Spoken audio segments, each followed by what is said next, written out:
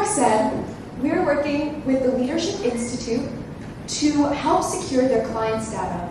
But before we get into how, let us introduce ourselves. My name is Anderson. My name is Anya.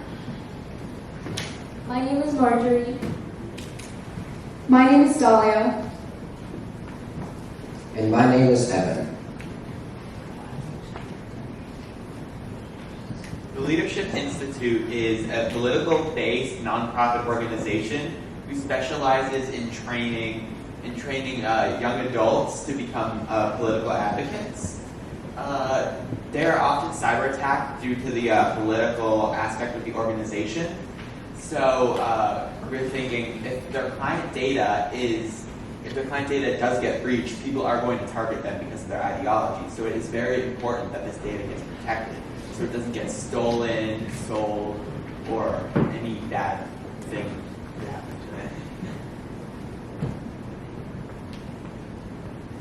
it. Okay, so what is SWOT? SWOT stands for strengths, weaknesses, opportunities, and threats.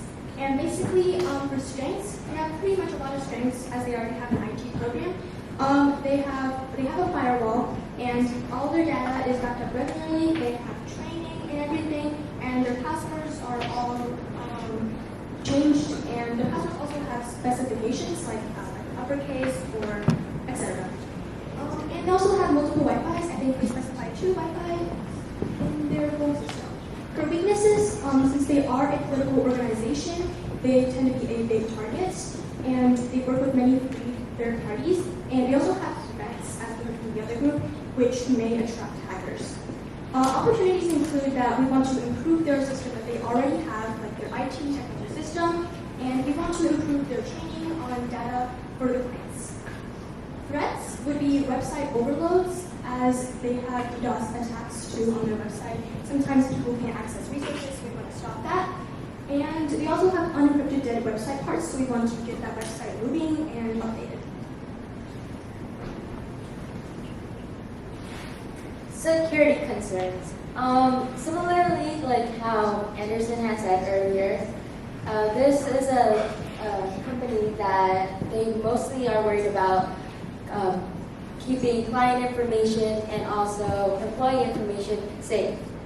Another concern that they have is also keeping like phishing emails away from them, and also bots that overload their websites, which sometimes shuts down their websites for events, which is really bad for clients because then they can't access these websites and these sources and these different events.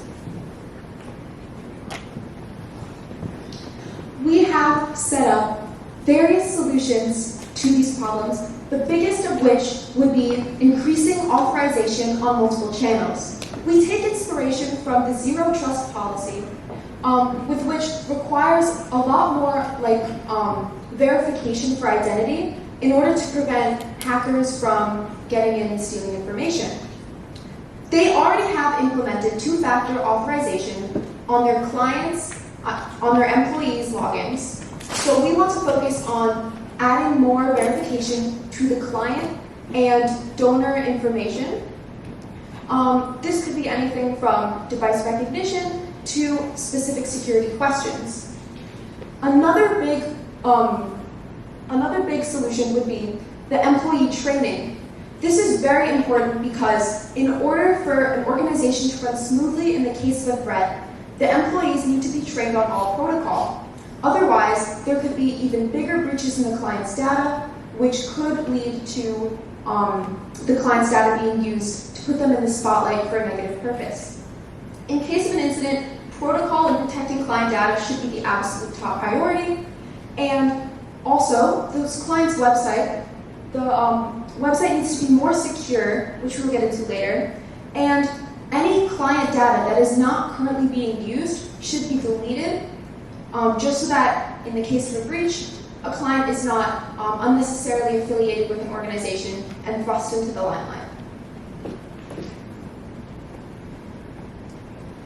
Budget. We were given a 6-figure budget for the whole IT group. That also includes their IT team at their company that they already have. So we will be only using a small fraction of this, which would be $2,000.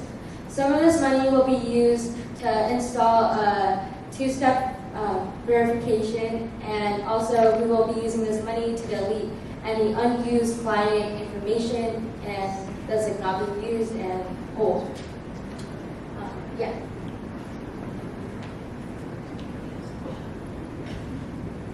So for our for our implementation plan, we are going to implement two-factor authentication through making they already have it, as we've said, on their employee side.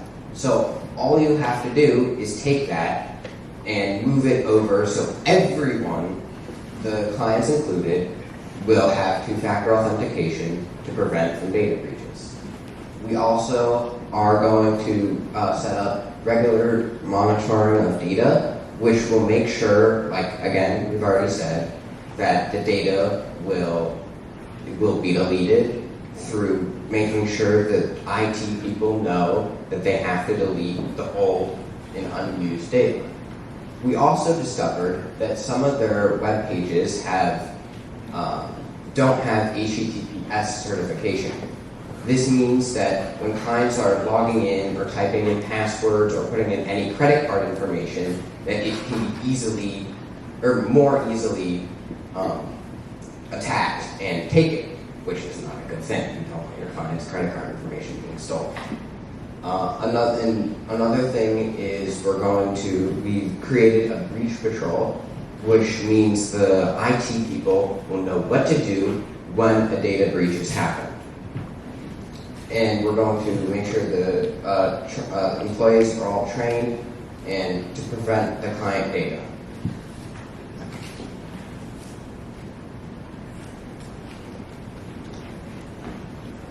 Now, one notable piece of national legislation relating to data privacy is the Privacy Act of 1974, which specifies that a person's data cannot be disclosed without their consent.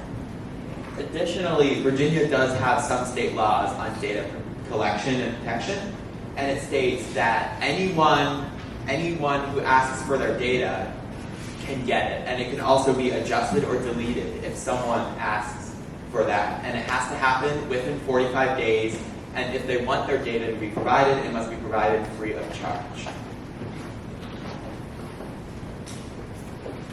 System updates. As the other group for the business side said, we are going to make sure all their systems are updated so data breaches will not happen. This includes using Patch My PC for all their Windows computers, and also making sure their anti-malware is up to date and their firmware and drivers are also up to date.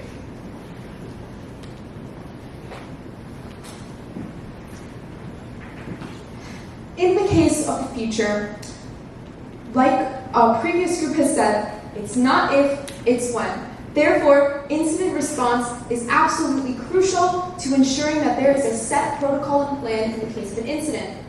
There should be, written into policy, a response plan, and all employees must be aware of it in the case of a breach to lower the chances of unnecessary loss of data. The IT team is crucial in this as well because it is through their skill set that these breaches can be controlled and prevented.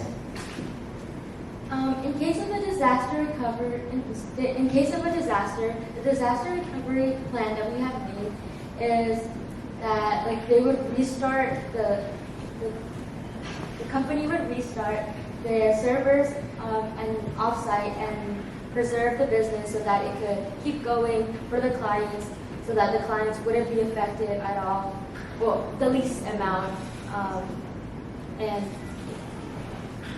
Going to business continuity, just like what Dahlia said, the IT and technical team is really important, so we want to continue to enhance it or maintain their system.